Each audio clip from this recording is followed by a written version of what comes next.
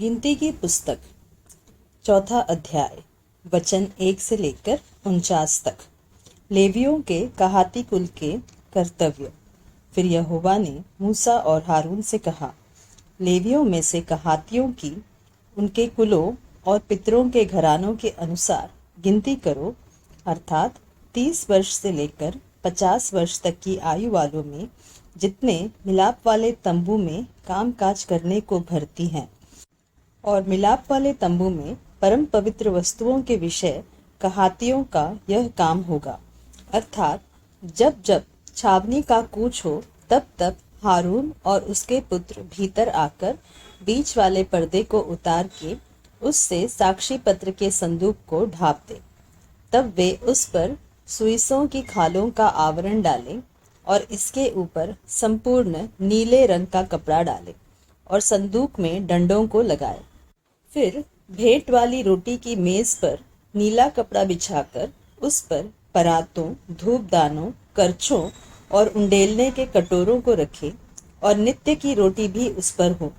तब वे उन पर लाल रंग का कपड़ा बिछाकर उसको सुइसों की खालों के आवरण से ढांपे और मेज के डंडों को लगा दे।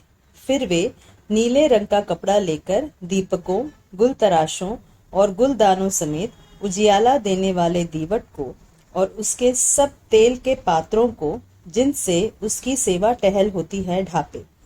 तब वे सारे सामान समेत दीवट को सुइसों की खालों के आवरण के भीतर रखकर डंडे पर धर दे। फिर वे सोने की वेदी पर एक नीला कपड़ा बिछाकर उसको सुइसों की खालों के आवरण से ढांपे और उसके डंडों को लगा दे। तब वे सेवा टहल के सारे सामान को लेकर जिससे पवित्र स्थान में सेवा टहल होती है नीले कपड़े के भीतर रखकर सुइसों की खालों के आवरण से ढांपे और डंडे पर धर दे। फिर वे वेदी पर से सब राख उठाकर वेदी पर बैंजनी रंग का कपड़ा बिछाए।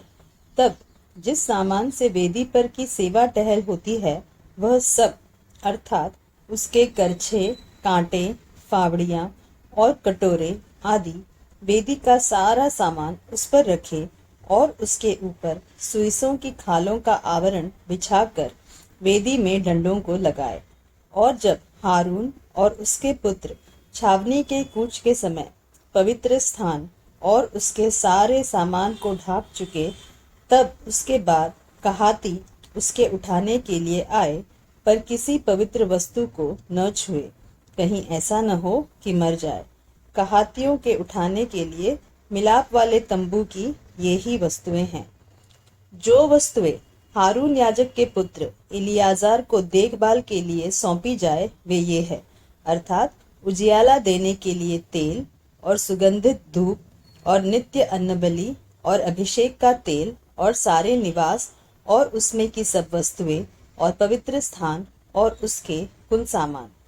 फिर यहोवा ने मूसा और हारून से कहा, कहातियों के कुलों के गोत्रियों को लेवियों में से नष्ट न होने देना। उनके साथ ऐसा करो कि जब वे परम पवित्र वस्तुओं के समीप आए तब न मरे परंतु जीवित रहे, अर्थात हारून और उसके पुत्र भीतर आकर एक एक के लिए उसकी सेवकाई और उसका भार ठहरा दे। और वे पवित्र वस्तुओं के देखने को क्षण भर के लिए भी भीतर आने न पाए, कहीं ऐसा न हो कि मर जाए। लेवियों के गेर्शोनी कुल के कर्तव्य। फिर यहोवा ने मूसा से कहा, गेर्शोनियों की भी गिनती उनके पितरों के घरानों और कुलों के अनुसार कर। 30 वर्ष से लेकर 50 वर्ष तक की आयु वाले जितने मिलाप वाले तंबू में सेवा करने को भर्ती हो उन सबों को गिन ले। सेवा करने और भार उठाने में गेर्शोनियों के कुल वालों की यह सेवकाई हो, अर्थात वे निवास के पटों और मिलाप वाले तंबू और उसके आवरण और इसके ऊपर वाले सुइसों की खालों के आवरण और मिलाप वाले तंबू के द्वार के पर्दे और निवास और वेदी के चारों ओर के आंगन के पर्दों और आंगन के द्वार के पर्दे और उनकी डोरियों और उनमें काम में आने वाले सारे सामान, इन सबों को वे उठाया करे और इन वस्तुओं से जितना काम होता है वह सब भी उनकी सेवकाई में आए। गेर्शोनियों के वंश की सारी सेवकाई हारून और उसके पुत्रों के कहने से हुआ करे, अर्थात जो कुछ उनको उठाना और जो जो सेवकाई उनको करनी हो, उनका सारा भार तुम ही उन्हें सौंपा करो। मिलाप वाले तंबू में गेर्शोनियों के कुलों की यही सेवकाई ठहरे और उन पर हारून याजक का पुत्र ईतामार अधिकार रखे। लेवियों के मरारी कुल के कर्तव्य। फिर मरारियों को भी तू उनके कुलों और पितरों के घरानों के अनुसार गिन ले। 30 वर्ष से लेकर 50 वर्ष तक की आयु वाले जितने मिलाप वाले तंबू की सेवा करने को भर्ती हो, उन सबों को गिन ले। और मिलाप वाले तंबू में की जिन वस्तुओं के उठाने की सेवकाई उनको मिले वे ये हो, अर्थात निवास के तख्ते, बेड़े, खंबे और कुर्सियां, और चारों ओर के आंगन के खंबे और इनकी कुर्सियां, खूंटे, डोरियां और भांति भांति के काम का सारा सामान ढोने के लिए उनको सौंपा जाए। उसमें से एक एक वस्तु का नाम लेकर तुम गिन दो। मरारियों के कुलों की सारी सेवकाई जो उन्हें मिलाप वाले तंबू के विषय करनी होगी, वह यही है, वह हारून याजक के पुत्र ईतामार के अधिकार में रहे। लेवियों की जनगणना। तब मूसा और हारून और मंडली के प्रधानों ने कहातियों के वंश को उनके कुलों और पितरों के घरानों के अनुसार 30 वर्ष से लेकर 50 वर्ष की आयु के जितने मिलाप वाले तंबू की सेवकाई करने को भर्ती हुए थे, उन सबों को गिन लिया, और जो अपने अपने कुल के अनुसार गिने गए वे 2750 थे। कहातियों के कुलों में से जितने मिलाप वाले तंबू में सेवा करने वाले गिने गए वे इतने ही थे। जो आज्ञा यहोवा ने मूसा के द्वारा दी थी, उसी के अनुसार मूसा और हारून ने इनको गिन लिया।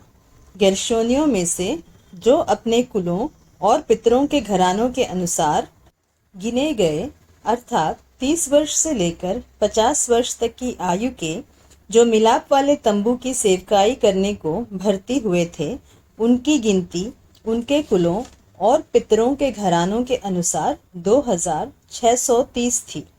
गेर्शोनियों के कुलों में से जितने मिलाप वाले तंबू में सेवा करने वाले गिने गए वे इतने ही थे। यहोवा की आज्ञा के अनुसार मूसा और हारून ने इनको गिन लिया। फिर मरारियों के कुलों में से जो अपने कुलों और पितरों के घरानों के अनुसार गिने गए, अर्थात 30 वर्ष से लेकर 50 वर्ष तक की आयु के जो मिलाप वाले तंबू की सेवकाई करने को भर्ती हुए थे, उनकी गिनती उनके कुलों के अनुसार 3200 थी। मरारियों के कुलों में से जिनको मूसा और हारून ने यहोवा की उस आज्ञा के अनुसार जो मूसा के द्वारा मिली थी गिन लिया, वे इतने ही थे। लेवियों में से जिनको मूसा और हारून और इस्राएली प्रधानों ने उनके कुलों और पितरों के घरानों के अनुसार गिन लिया, अर्थात 30 वर्ष से लेकर 50 वर्ष तक की आयु वाले जितने मिलाप वाले तंबू की सेवकाई करने और बोझ उठाने का काम करने को हाजिर होने वाले थे, उन सबों की गिनती 8580 थी।